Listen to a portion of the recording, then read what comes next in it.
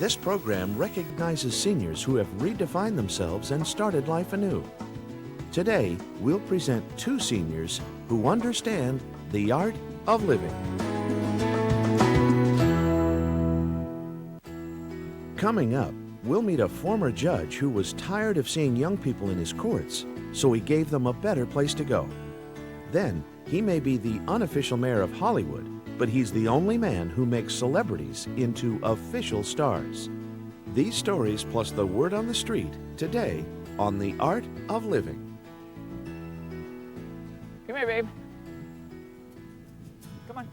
Our first guest, former Judge John Phillips, spends most of his days at Rancho Cielo. He runs this 100-acre paradise tucked into the hills of California's Salinas Valley. Like most ranches, this one has horses, a couple of lakes, and beautiful scenery. But instead of raising cattle, this rancher takes care of at-risk teenagers. It's a kid that's heading in the wrong direction. They were just kind of dropping off the abyss, and we're going into the gang culture. And I think a lot of them were destined to end up in our prison system. Most of them were, or almost all of them were high school dropouts. And so we pulled these young people in that were dropping out, and we pulled them back in. Each weekday, white vans pick the kids up from their homes. They arrive in the morning, 7:30, 8 o'clock. Good morning, gentlemen. How you doing this morning? They have breakfast, then they start their educational process, and it's a pretty intense education. I mean, the classrooms are small. We got a teacher, teaching assistant, and a probation aide to each class. We try to push them back in the right direction to make some productivity out of their lives. The rolling hills are also used as a tool for rehabilitation. If someone's causing a problem, the probation aide will take them and get them out of the area and take them and walk them up on the hill and get into their head a little bit and find out what's going on with them and help them get through the day in a positive manner.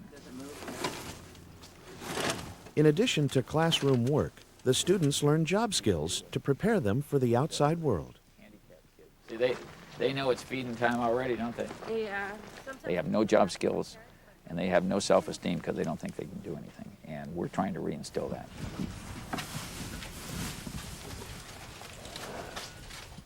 John spent his own teen years far away from any horses or rural ranch life. He grew up around the movie business in Culver City near Hollywood. I was what they call a studio brat. My dad was a key grip. My uncle was a key grip. All my family worked in the studio business. After graduating from high school and college, I went to law school because I couldn't figure what else to do with a political science degree.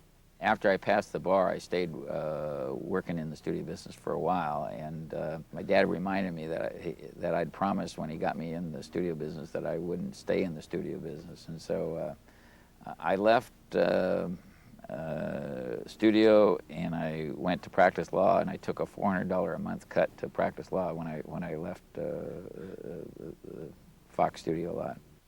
In the early 70s, John worked for the district attorney's office in Monterey County. I never thought I'd be a trial attorney or anything of that, but you kind of just end up growing into it. John remained a prosecutor for 13 years. In 1984, he was appointed as a judge. Part of his job was to sentence troubled youth to prison for their crimes. Some of these young people who are just kids, 16, I had them stand in my courtroom and cry, and they were murderers. They were dangerous young murderers, but they were just kids. But they were like the tree that you plant. No one guided the tree in the right direction, and they went the wrong direction, and no one pulled them back in the right direction. And it was too late. I mean, I couldn't do anything. Their parents couldn't do anything. No one could do anything. They committed a murder, and they were on the way to prison. And it just doesn't feel like you're doing anything productive to turn that life around. And so it was during those years that I became frustrated. John wanted to start a rehabilitation center to get at-risk kids back on their feet. He found a great location, but it needed a lot of work. I stepped on here in 2000. This place there was old buildings. It had been a place, kind of a dump site for the county when they didn't know what to do with excess furniture and bookcases and junk. It was a mess. We hauled off 750 end dumps of trash and knocked down old houses and old barns and dilapidated things that were dangerous. We had to get them down before we could get the kids up on the campus. Then there was the issue of money. They were talking about $2.5 million to take care of the water. We didn't have water here. The sewer system was suspect, and everybody was skeptical. And that skepticism continued on for a while. And some of us decided that we had to do what we had to do to get the place open, to get the kids on campus so people could actually see that we were here to stay. Mr. Chapin. Good morning, Judge. Top of the morning to you. How are you? I'm doing good. John raised money from both community and corporate sponsors. Now that the gym's getting completed, He learned how to stretch the dollar. carpets were donated, the construction was donated, the roofs were donated, we figure a $1.4 million remodel for $250,000 with all the donations with the community coming together.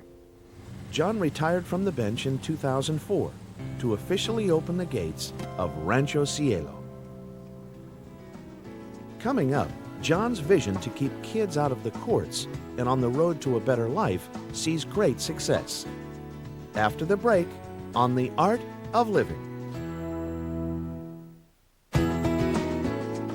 Welcome back to the Art of Living.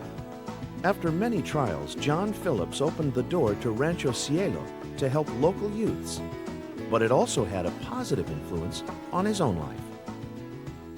Just to retire and sit around and take up golf and travel on steamships, that's not my idea. I gotta feel that every day things are better, that you're making a difference. I'm probably busier now than when I was on the bench, because when you're on the bench you had certain time parameters. Here you're meeting with different people all the time, you're raising money, you're working on the blueprints for the various things.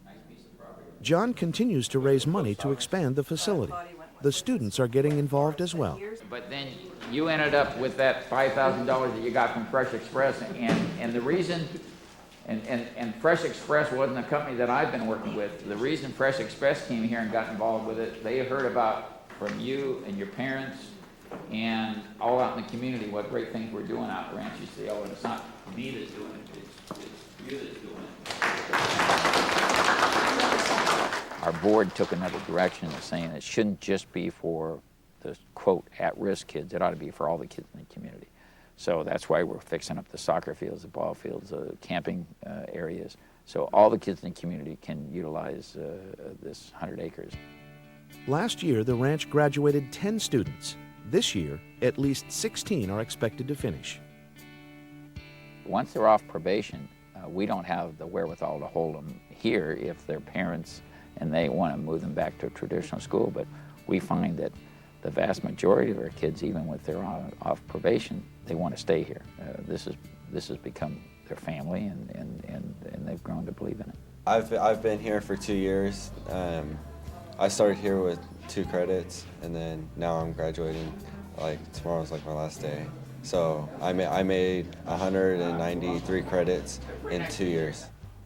I think we're making a bigger difference than all those years I spent on the bench, because I think we're not just punishing people for crimes they already committed. We're trying to be in a position where the newer judges down the road don't have to sentence young people to prison. That we're giving them opportunity to turn their lives around. Oh yeah, this school changed my life. In what ways? In drug ways, I do better in school. Not getting arrested no more. If it wasn't for him opening the school, I think I'd be locked up right now, or I'd be doing drugs right now. Yeah, well, Judge. All right, see ya. Sit back. Hey, yeah, thank you. Thanks for participating in everything for us all. Every time I drive through those gates down there, I get a little feeling, in there that You know, this is another day that's going to be better for the kids, and you get a little lump in your throat every time you drive through those gates.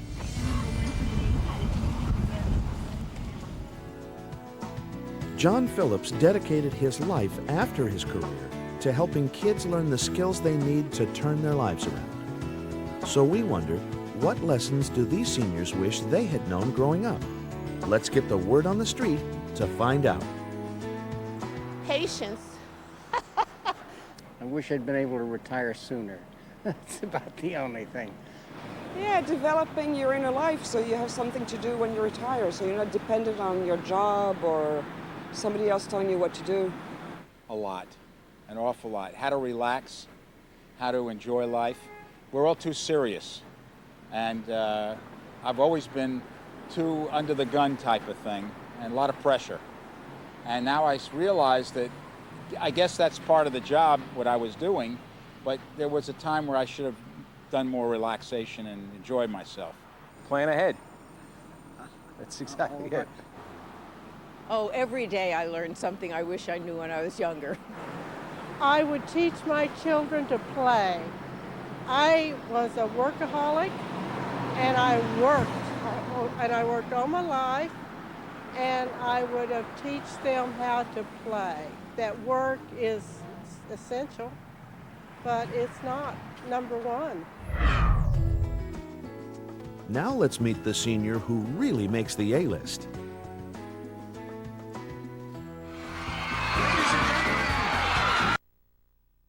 To helping kids learn the skills they need to turn their lives around. So we wonder, what lessons do these seniors wish they had known growing up? Let's get the word on the street to find out. Patience. I wish I'd been able to retire sooner. That's about the only thing. Yeah, developing your inner life so you have something to do when you retire, so you're not dependent on your job or somebody else telling you what to do. A lot, an awful lot. How to relax, how to enjoy life. We're all too serious. And I've always been too under the gun type of thing, and a lot of pressure. And now I realize that I guess that's part of the job, what I was doing, but there was a time where I should have done more relaxation and enjoyed myself. Plan ahead. That's exactly it. Oh, every day I learn something I wish I knew when I was younger. I would teach my children to play. I was a workaholic, and I worked all my life, and I would have teach them how to play. That work is essential, but it's not number one.